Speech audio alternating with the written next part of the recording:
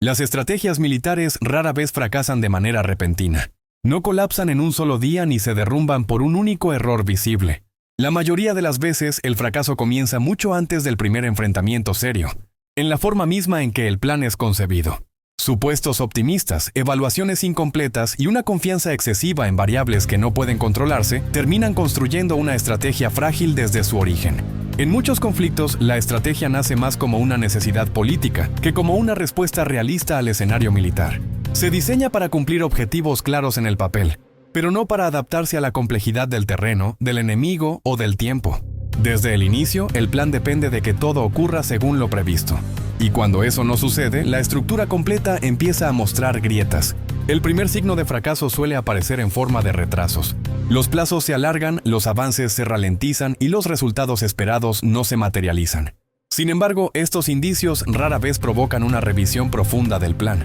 En lugar de replantear la estrategia, se introducen ajustes menores que buscan preservar la idea original. El objetivo no es corregir, sino ganar tiempo. A medida que los informes negativos se acumulan, la estrategia entra en una fase peligrosa, la negación. Los datos que contradicen el plan son minimizados, reinterpretados o directamente ignorados. Las pérdidas se justifican como sacrificios necesarios y los fracasos parciales se presentan como pasos intermedios hacia un éxito futuro. La estrategia deja de ser evaluada por sus resultados y comienza a sostenerse por la necesidad de no admitir el error.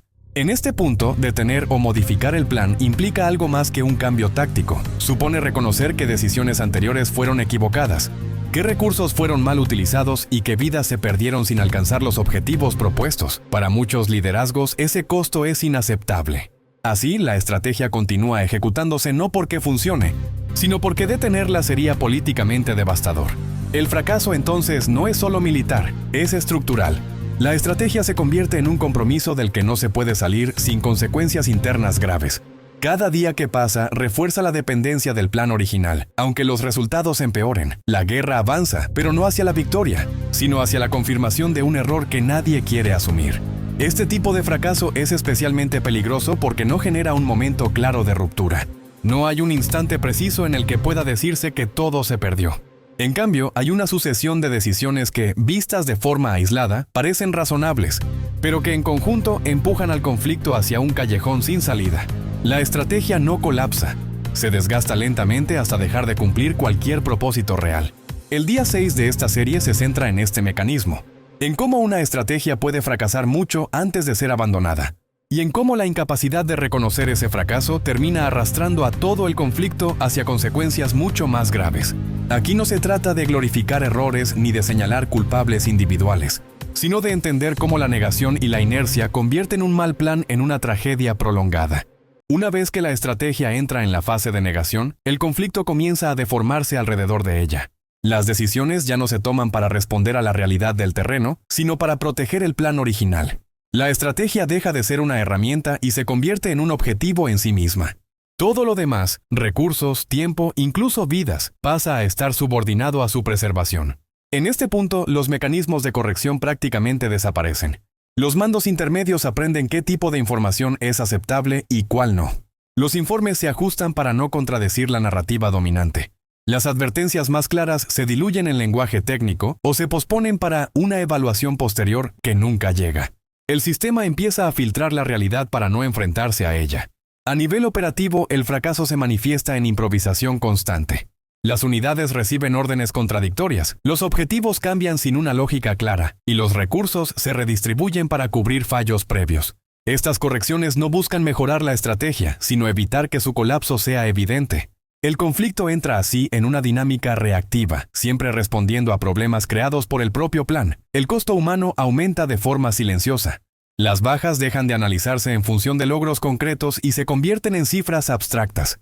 Cada pérdida se justifica como parte del proceso, como un sacrificio necesario para alcanzar un objetivo que ya no está claramente definido. La estrategia sigue avanzando, pero su propósito se vuelve cada vez más difuso. Políticamente, la situación se vuelve aún más rígida. Cuanto más evidente es el fracaso, más difícil resulta admitirlo. Cambiar de rumbo ahora implicaría explicar por qué no se hizo antes. Así, la estrategia se protege a sí misma mediante el tiempo. Cada día que pasa hace más costoso reconocer el error. La inercia se convierte en la principal fuerza que la mantiene viva. En esta fase, incluso los éxitos parciales son peligrosos. Un avance limitado o una victoria táctica menor se utiliza para justificar la continuidad del plan completo. Estos episodios no corrigen el rumbo general, pero sirven como prueba selectiva de que la estrategia aún puede funcionar. El fracaso estructural queda oculto detrás de resultados aislados que no alteran la tendencia general. La guerra, entonces, deja de ser un medio para alcanzar un fin político claro. Se transforma en un esfuerzo por sostener una estrategia que ya no responde a ningún objetivo realista. El conflicto continúa no porque exista una meta alcanzable, sino porque detenerlo implicaría desmantelar todo el marco de decisiones previas. Históricamente, esta etapa suele ser reinterpretada como una serie de errores tácticos acumulados. Pero esa lectura ignora el problema central. El fracaso no se debió a una mala ejecución puntual, sino a la incapacidad de abandonar una estrategia equivocada a tiempo. La guerra se prolonga no por falta de alternativas, sino por la negativa a aceptarlas. El bloque 2 del día 6 se sitúa en este punto crítico, cuando la estrategia ya ha fracasado en términos reales, pero sigue siendo aplicada como si aún pudiera salvarse. Aquí el conflicto entra en una fase donde cada decisión empeora la situación. No porque falten opciones, sino porque ninguna opción que implique admitir el error es considerada aceptable. En la fase final del fracaso estratégico, el conflicto ya no se sostiene por objetivos claros ni por expectativas realistas de éxito. Se mantiene por la necesidad de justificar lo ya ocurrido. La estrategia, que en su origen pretendía ordenar la guerra, termina atrapando a quienes la diseñaron y ejecutaron. Abandonarla ya no es una opción viable, no por razones militares, sino por el costo político, institucional y simbólico que implicaría. En este punto, la guerra se convierte en una administración del desgaste. Las decisiones se toman para reducir pérdidas inmediatas, no para alcanzar una victoria definida. Cada movimiento busca ganar tiempo, contener daños o evitar un colapso más visible. La estrategia ha dejado de guiar el conflicto. Ahora es el conflicto el que determina cómo se aplica la estrategia. La narrativa pública se ajusta definitivamente.